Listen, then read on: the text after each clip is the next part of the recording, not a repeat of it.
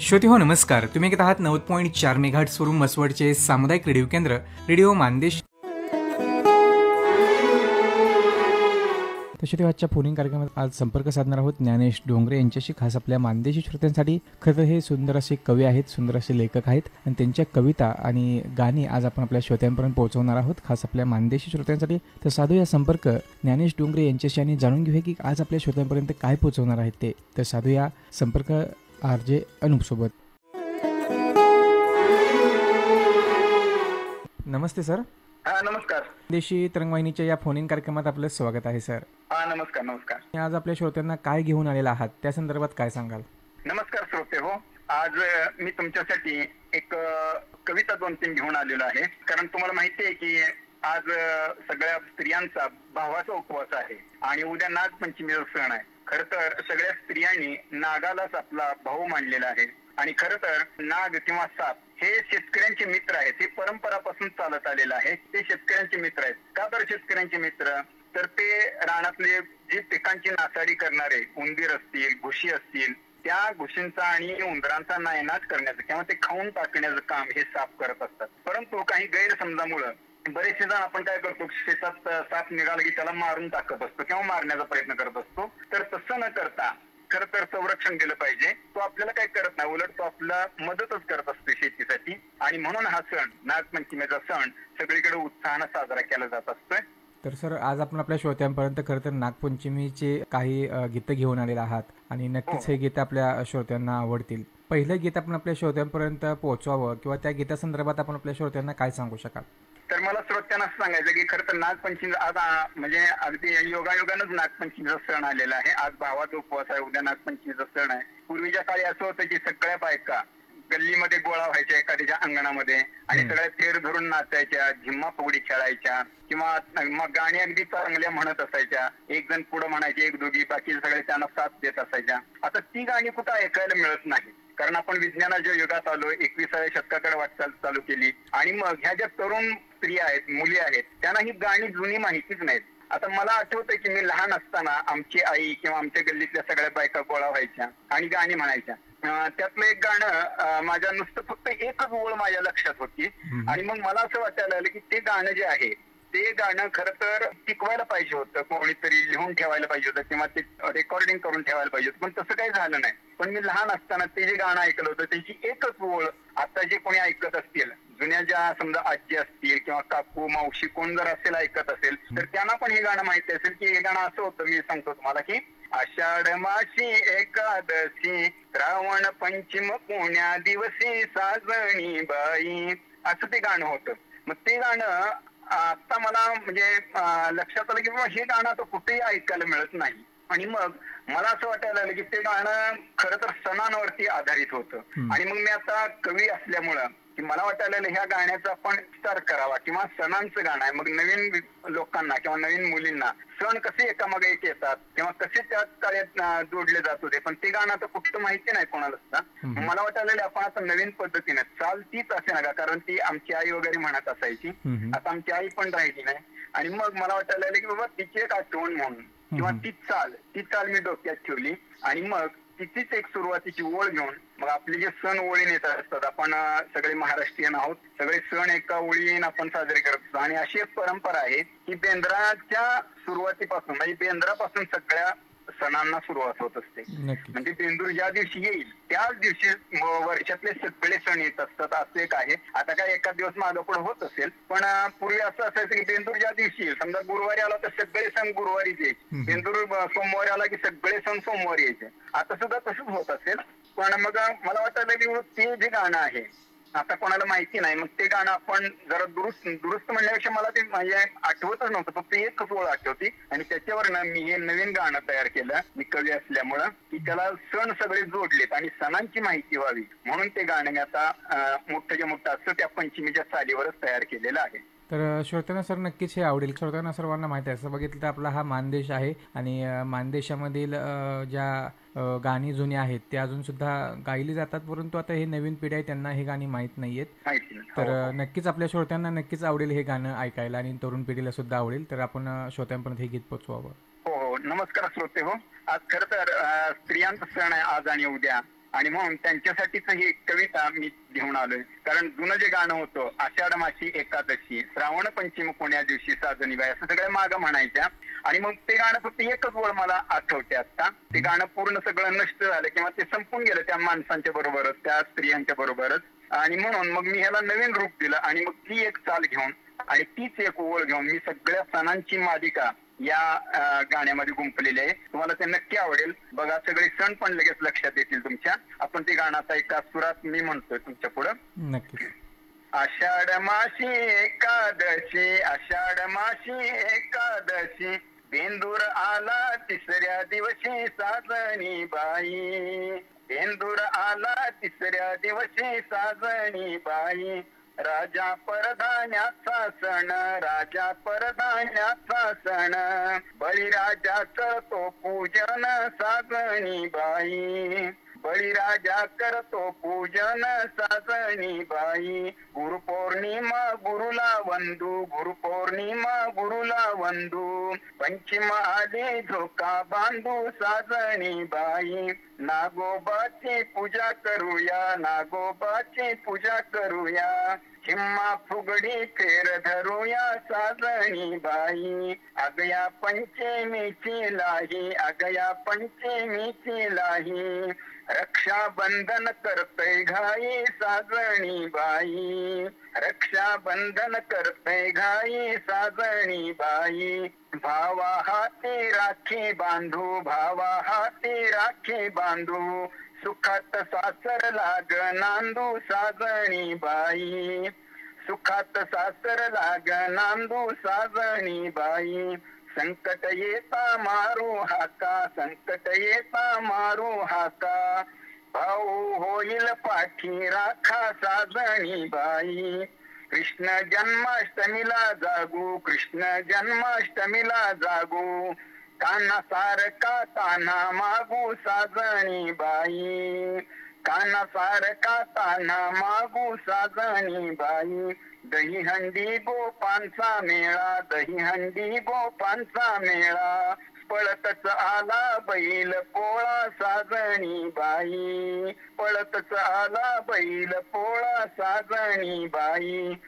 ताशा ढोलांच्या गजरात, ताशा ढोलांच्या गजरात, गणोबा आला बगदारात साजणी बाई, गणोबा आला रात साजणी बाई, अगया गणपतीचा थाट, अगया गणपतीचा थाट, गौराईला मांडू पाट साजणी बाई, पाची पक्वान्नाचा घास, पाची पक्वान्नाचा घास, गौरी गणपती करू आरास साजणी बाई, भाकर गौराईला, भाजी भाकर गौराईला, मोदक देऊ गणरायाला साजणी बाई, मोदक देऊ गणरायाला साजणी बाई, हुरहुर किती लागेल मनाला, हुरहुर किती लागेल मनाला, निरोप देता गौरी गणाला साजणी बाई,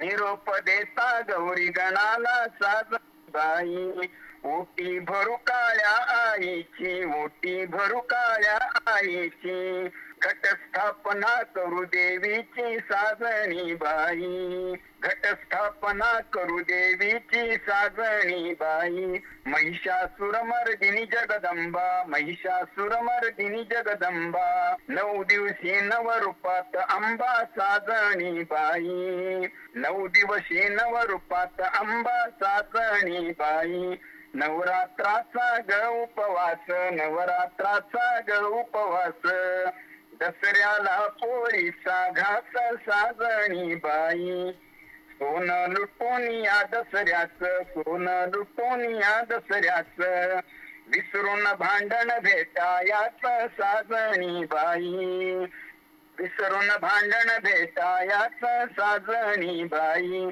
कोजागिरीला लक्ष्मीदारी, कोजागिरीला लक्ष्मीदारी, रात काढूया जागून सारी साजणी बाई, रात काढूया जागून सारी साजणी बाई, आली हासत ग दीपवाळी, आली हासत ग दीपवाळी, सडा अंगणी अन रांगोळी साजणी बाई, लाडू करंजा शंकर पाळी, लाडू करंजा शंकर पाळी, भल्या पहाटे करू अंघोळी साजणी बाई, लक्ष्मी कुबेरा घालू हार, लक्ष्मी कुबेरा घालू हार, फटाकड्यांचा उडवू बार साजणी बाई, दिवस दीपवाळीचे 4, दिवस दीपवाळीचे 4, पण त्यांनी उजळू घरदार साजणी बाई, पण त्यांनी घर उजळू घरदार साजणी बाई,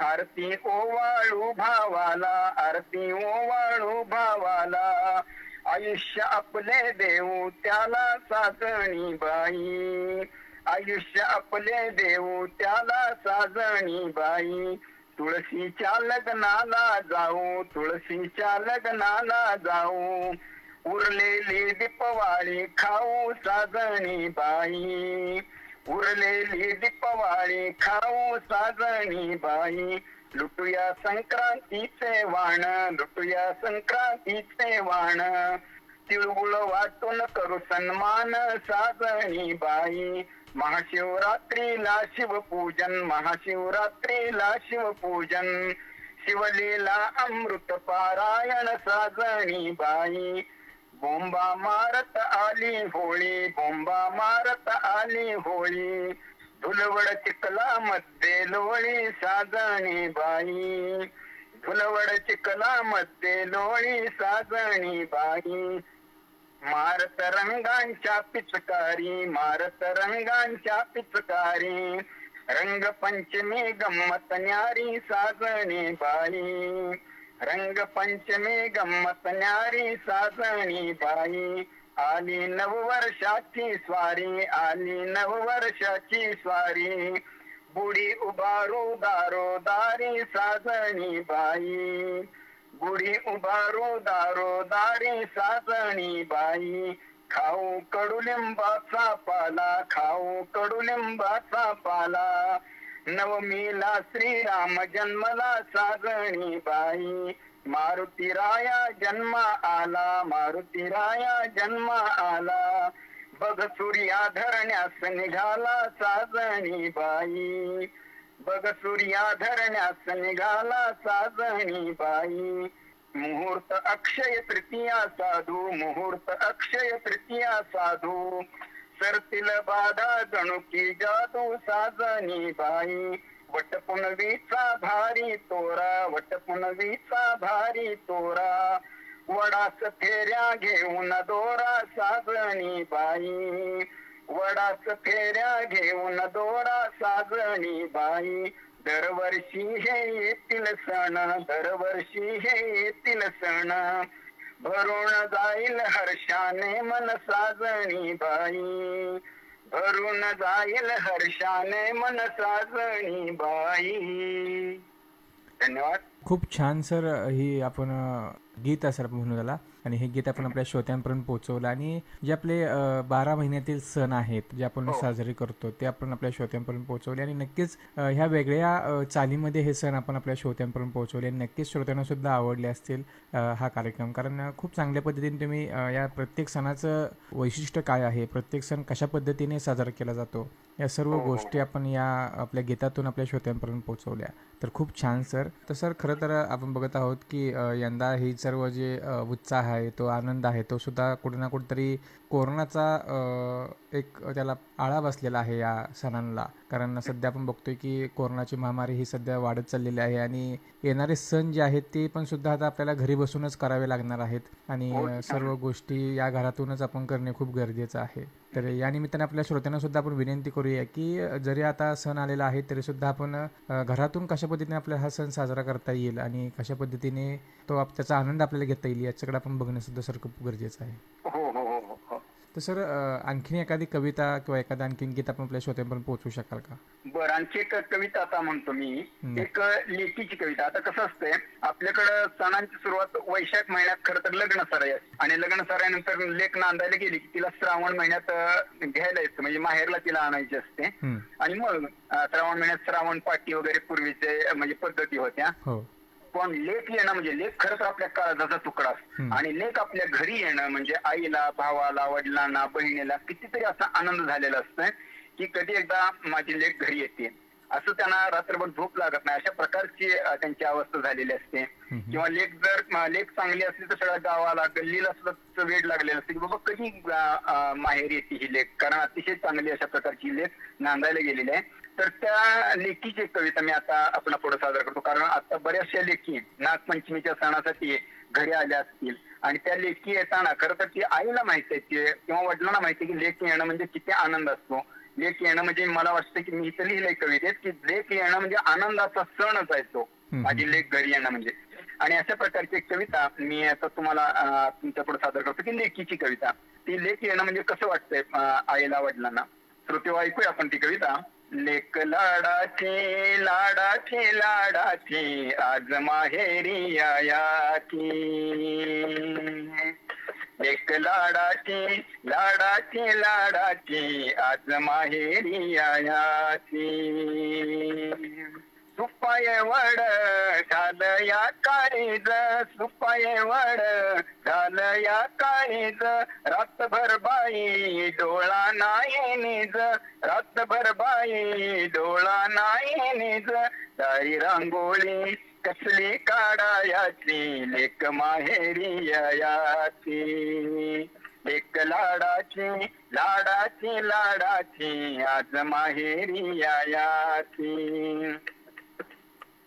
साऱ्या गावात झाला या बोभाटा, साऱ्या गावात झाला या बोभाटा, इल्ला भेटाया सजल्या पाया वाटा, इल्ला भेटाया सजल्या पाया वाटा, फुल येलीना खाई उमलायाची, लेक माहेरी याची, लेक लाडाची लाडाची लाडाची आज माहेरी याची.